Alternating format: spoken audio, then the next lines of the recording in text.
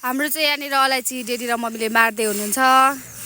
यसरी लाउनुपर्छ। दुःख छ साथीहरू पैसा कमाउनु। यहाँ मुनि चाहिँ आगोको भट्टी हुन्छ, आगो हुन्छ अनि यहाँदेखि माथि यस्तो जालीमाथि अलैँची जस्तै त्यो हामीले छडाको अलैँचीहरू चाहिँ यस्तो भइसकेको छ सुकेर।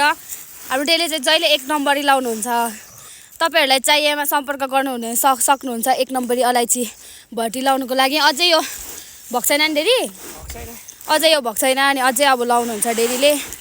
म मुनि पनि तपाईहरूलाई देखाउँछु कस्तो आगो हुन्छ भनेर। मुनि चाहिँ यस्तो हुन्छ सानो घर जस्तो अनि यहाँदेखि आगो फुकेर यहाँदेखि माथि जान्छ अनि आगोको धुवाले पाक्छ कि रापले? राप धुवा र रापले नै पाक्ने गर्छ यो अलैँची। ए सुक्छ यति छ।